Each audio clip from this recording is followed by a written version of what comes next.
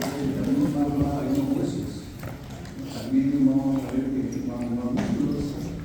En el caso, por ejemplo, de un lugar y también los miotomas. El otro miotomas. Y el estudio hizo, el titular hizo que se lo conocen, el titular también es plánico. Entonces observamos incluyendo justamente a finales de la tercera semana. Es decir, justamente al terminar en la etapa esa de la celebración, ahí ocurría la formación de los somitas, la formación del vascular primitivo, entonces ahí se completa prácticamente. Veamos el resumen. El esqueleto axial. Tenemos el esqueleto axial y tenemos la columna vertebral, las costillas, el esternón, el esqueleto de extremidades, las cinturas, los objetivos, los objetivos abiertos, que ya lo conocen demasiado.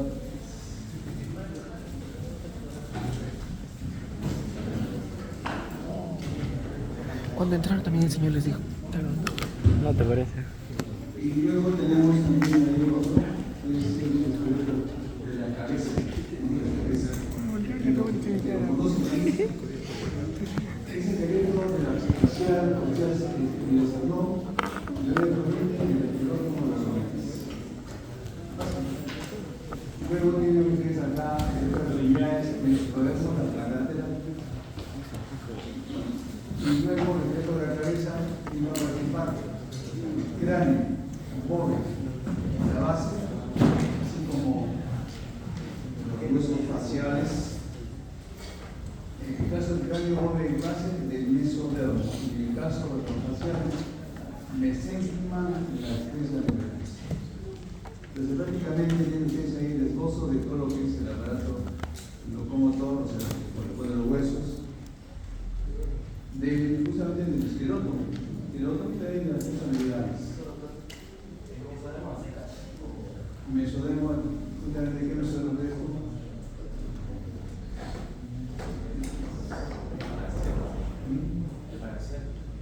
Paraxilo, paraxial.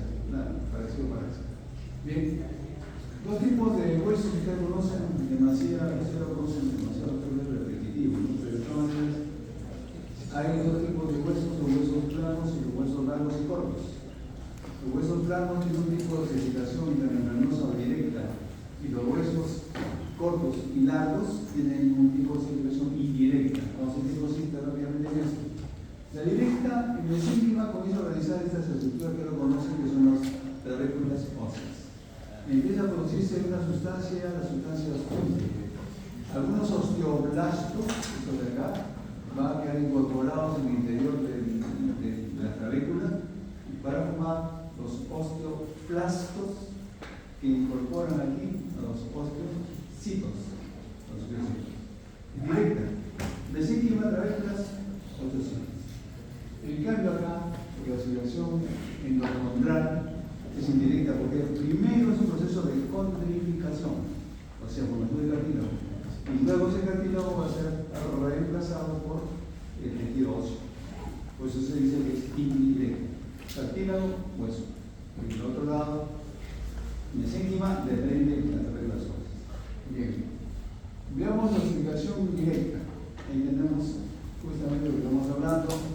Los osteoblastos de esta matriz, osteosis celular, los osteoide, los osteoblastos, luego se convierten en osteocitos y lo tenemos, son osteocitos dentro de los osteoplastos con P.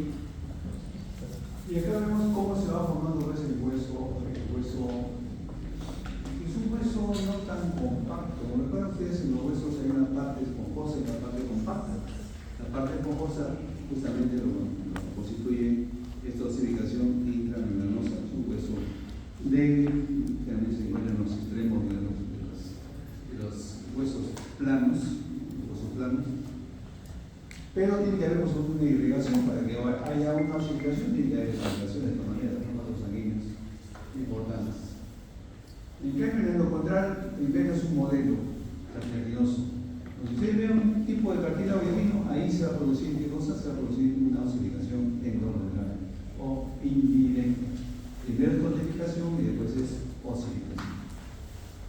Dos tipos de osificación, una osificación primaria y una osificación secundaria.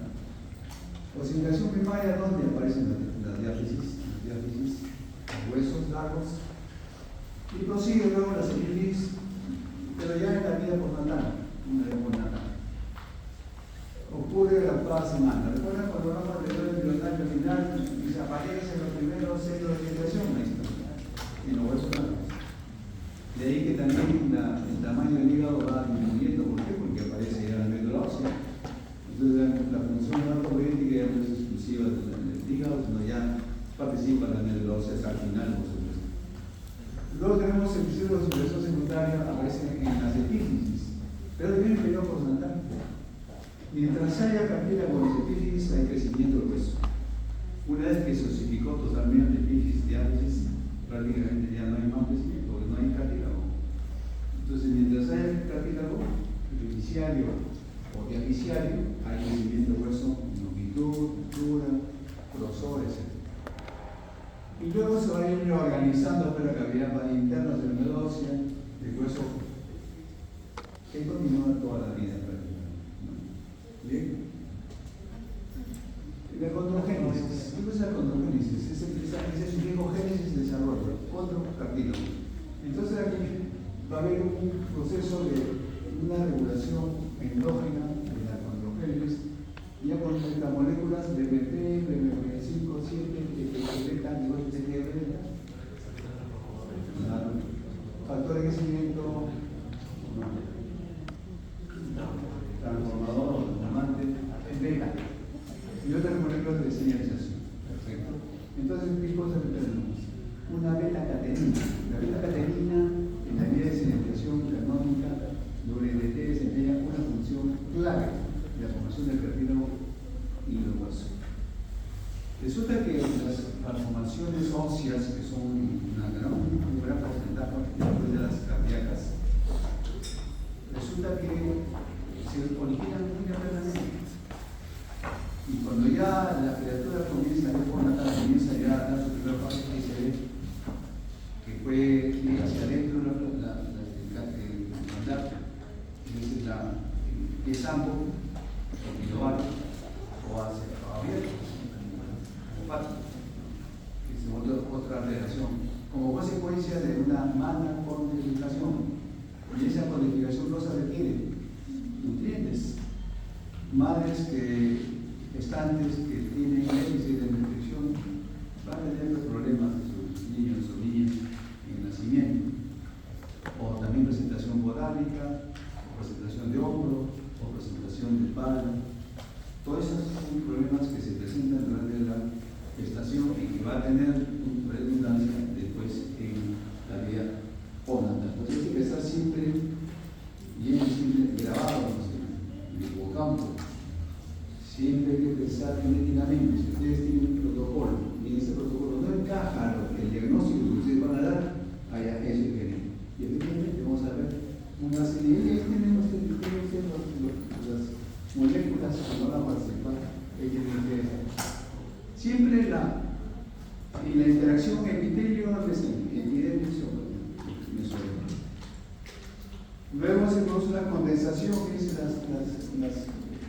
las moléculas que participan en la condensación para formar justamente un acúmulo. Recuerden ustedes en el tejido cartilaginoso y canino los cuerpos isogénicos, los isógenos, que eran 3 o 4, hasta 8 células dentro de un condroplasto, y los tenemos, se condensan y luego se van dividiendo y van separándose nuevamente. Pero siempre quedan nidos condroplásticos que van a arrojar a los condrocitos. Y eso se conoce como cuerpos isogénicos o exógenos. Ven ustedes acá la unidad de genes y la familia Hox para que luego se diferencie. Cuando tenemos la cavidad condroplástico, la célula condrocito. Donde vean entonces esta condensación y luego esa diferenciación, ahí va a haber una osificación involuntad. Primero el cartílago, después es osificación. Los centros de osificación entonces tienen que ir acompañados de una buena vascularización. La vascularización está presente inicialmente en la diálisis y luego luego se va a dirigir hacia las epífisis, acá está. Mientras haya partida con las epífisis, hay crecimiento. Siempre y cuando haya una buena vascularización. La vascularización y crecimiento. Pues en el cartilaginoso lo tenemos. Cartílago de reserva, en sentido científico, cartílago de reserva, cartílago hipertrófico, deseriado, y luego entrando ya acá empieza a formarse las cavernas. Y ustedes conocen perfectamente, los huesos tienen dos componentes, uno orgánico y el otro inorgánico. ¿Cuál es el inorgánico? Las sales de fosfato,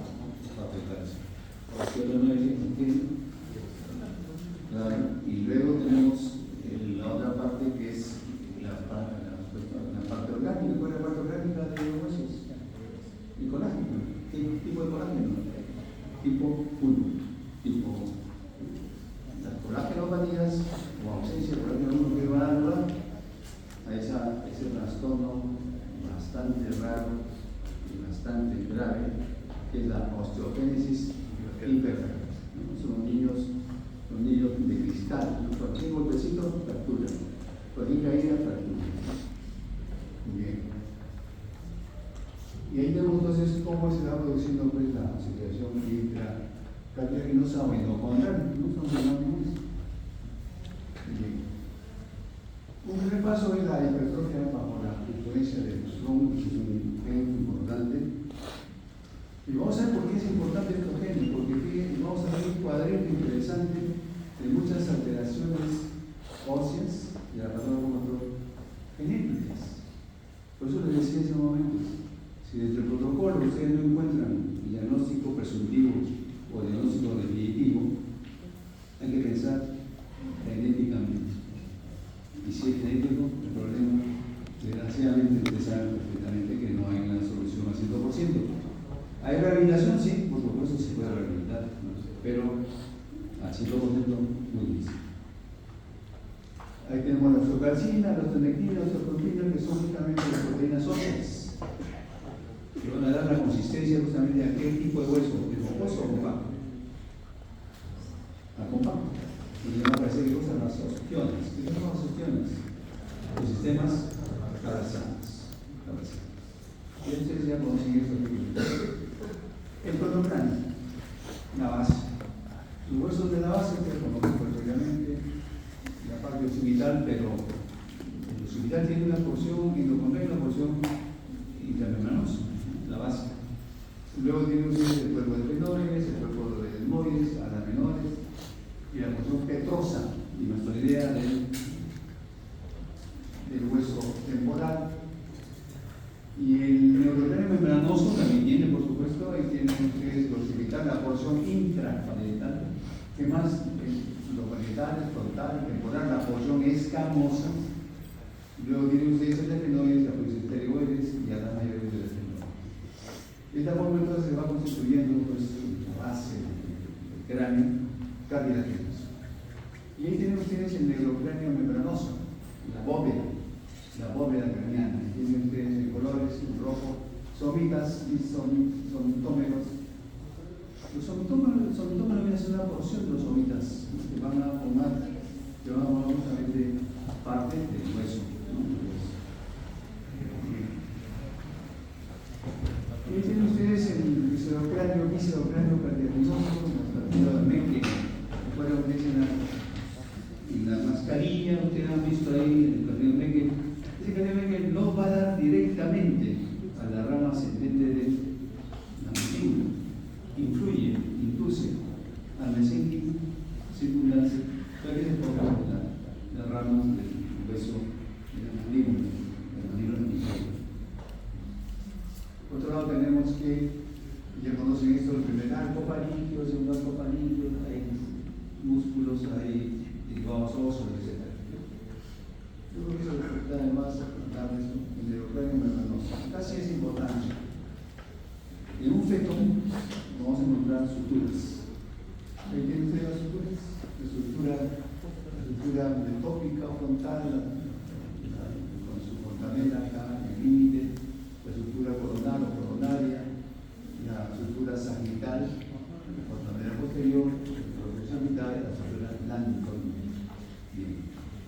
Aquí hay que ver, hay que tener en cuenta qué pasaría si se osifican o esas estructuras se osifican tempranamente. Que vamos a tener cráneos de diversas formas, ¿verdad? Dependiendo cuáles son las estructuras que se osifican prematuramente. Y efectivamente tenemos acá las fontanelas. ¿Cuántas son en total? 6. Anterior, posterior, las extremidades y las temporales. Bien.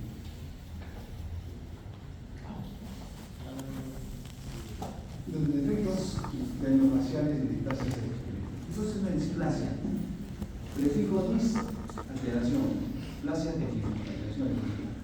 Entonces ahí tenemos, por ejemplo, la clave de los fósiles.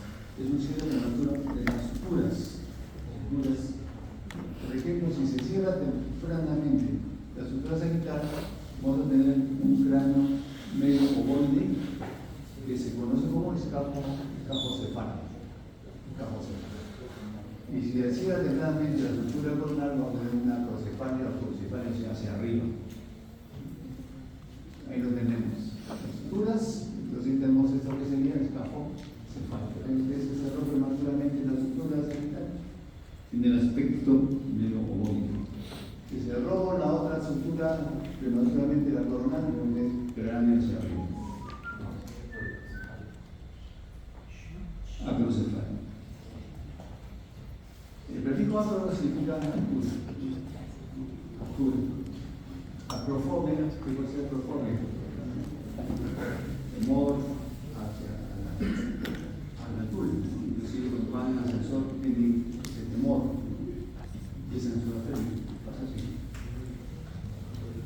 Ya tenemos dos entonces, ahora tenemos otra. Si se cierra tempranamente la sutura coronal, la acrocefalia o pluricefalia, lo tenemos hacia arriba. Y luego en la acrocefalia, y ahí tenemos el síndrome de Apert. Entonces, la carita, un RM, no tan severo, pero sí tiene un RM notorio, el cráneo hacia arriba, una acrocefalia. Síndrome de Apert. Ese Apert forma parte de ese grupo de enfermedades que hemos estado mencionando, que son enfermedades raras, huérfanas. ¿Por qué son raras? Porque no son frecuentes, no hay una. Y huérfanas porque desgraciadamente no hay un tratamiento que devuelva la posición, la forma del cráneo normal, pero se trata de mejorar la calidad de vida. Bien. Tenemos luego que sigue entrando la estructura coronal y la noldea, cráneo corto vertical. Otra. Sigue entrando la estructura sagital coronal y la noldea. Ahí tenemos el cráneo trilobado. Es característico del enanismo tanatofónico tipo 2 con una mutación del gen. FGFR es receptor del factor de crecimiento neurónico 3. Y el neurónico, la carita es típica, de este cráneo trilobado. Por supuesto que va a tener un ADN severo, la parte de eso está muy presionado por el cierre temprano de estructuras. Genes de epilepsia. Estos son ese cuadrito donde decía son genes asociados con anomalías epilépticas. Y lo que tienes ahí es el síndrome de Pfeiffer. Acá tienen otro, Apert, que acabamos de mencionar, acá tenemos otro Bruxon, acá tenemos otro Chotzen, este es Jackson Black. Todos, no es Chotzen, no es Chotzen.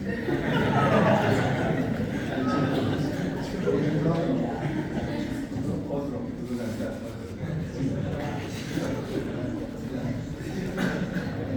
casi todos, digamos que tienen cráneos sinostosis. Por eso le decía, cuando ustedes salen fuera del protocolo, no encaja, porque estamos hablando de un recién nacido, o tiene dificultades de aprendizaje, por ejemplo, ya cuando están en actividad preescolar, hay que pensar genéticamente. Definitivamente. Todos estos síndromes, y ahí tiene usted la ubicación del gen normal, está dentro del cromosoma. La posición versus otro venezolano.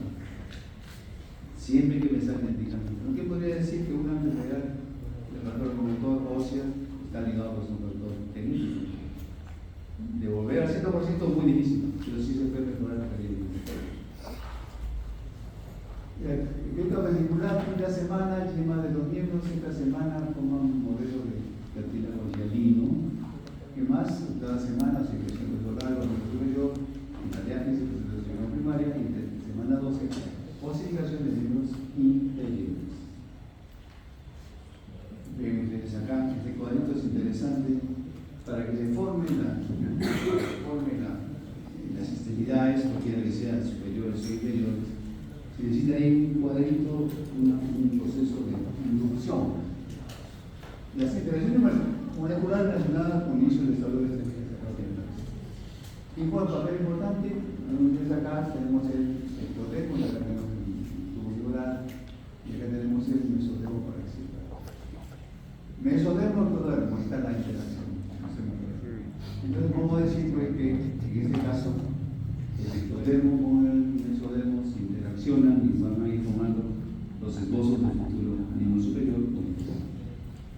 Y desde ahí comienza la mitosis génica. Nace una criatura sin brazos. Ahí está el problema. Genético. No es porque consumió algo, o le hicieron un chamán malero y le hicieron, bueno, ¿no? Hay creencias todavía en ese sentido, pero no es así, es genético. Dependemos el rebote apical sea muchos genes encargados de la justamente de la impulsión, bueno, el sentido próximo distal, ¿no? Próximo distal. Y tienen también acá una serie de genes importantes que van a participar en las etapas del desarrollo de la humana. Etapa de proteoyema, de aleta corta, porque tenemos la yema, aleta corta, para remo. Y también hay que tener en cuenta que los deditos inicialmente están fusionados. Hay una membrana interdigital. Y luego se va produciendo pues, la apoptosis y la apoptosis, y queda ya los dedos libres, tanto de las manos como de los pies. Algunas condiciones clínicas, el síndrome de estado local, ausencia de radio. ¿Puede haber? Sí, claro. Presentía ven ustedes una anomalía ahí en el miembro superior, la radiografía no aparece claro. Color. Ortografía imperfecta que vamos a mencionar, inmutación del gen de colágeno tipo 1. ¿Qué cosa sale? Herencia cromosómica dominante. Ahí tenemos la ubicación exacta del gen de ortografía imperfecta. El hueso es el hueso normal y acá vemos el hueso con problema de ortografía imperfecta. Hueso muy delicado. El niño con tipo de vecino, fractura. Son los llamados, por ejemplo, los niños de cristal. No pueden pues correr ni caerse porque no tienen fractura. Inclusive pueden nacer ya con una fractura. Como el feto se mueve en movimientos fetales, y a veces el útero es muy pequeño en comparación al tamaño del feto, ahí puede ya fracturarse. Nace la criatura ya con su fracturita del miembro superior, miembro inferior, o luxación de cadera también. La acromegalia es un trastorno de la glande córnea, el hipertiroidismo es como consecuencia de un hipotiroidismo congénito. Característica de ustedes que cómo se llama esto con la lengua tiene el área macroglosia. El síndrome de Marfan también es un síndrome importante, mutación del gen de la turbina, y luego es un componente de las fibras elásticas, se llamaría talla alta. Bueno, muy tempranamente jóvenes porque tienen problemas con la enfermedad, tienen otros problemas que se complican y fallecen. Indudablemente que hay variedades. Recuerden ustedes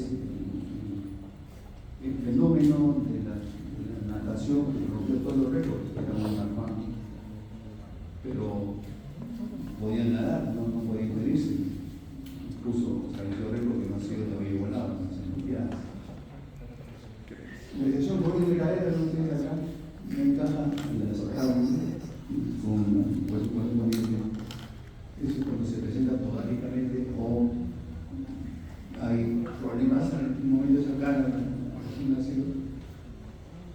En la condoplasia que lo conocen ya, ustedes acá, si me importas, y hay repliegues de piel porque las extremidades son cortas.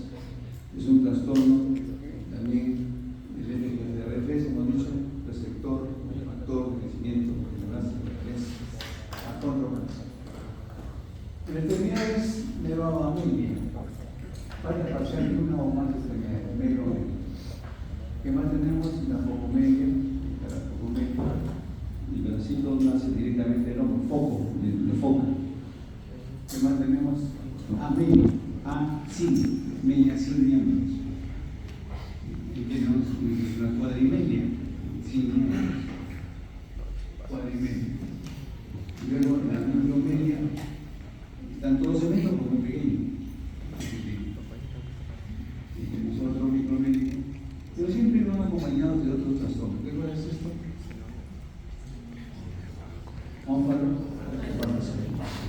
Ustedes vean una información como otra, siempre van acompañadas muchas más horas. Tienen ustedes acá otra, la sindactilia. Faltó desaparecer la membrana interdigital. Sindactilia, no es que le falten dedos, sino simplemente la membrana interdigital persiste. Tenemos luego aquí la braquiodactilia, cortedad anormal de los dedos de las manos o pies, de los cortos, que presenta la braquiodactilia del Down. Su manito del Down es muy pequeñita, sus dedos son muy pequeñitos. Polidactilia, que ustedes saben, más de 5 dedos, polida. Hendidura de pies o manos, entonces empieza en la langosta, y luego tenemos la ectrodactilia, ausencia de cualquier número de dedos, o síndrome de Carson de Okeawa.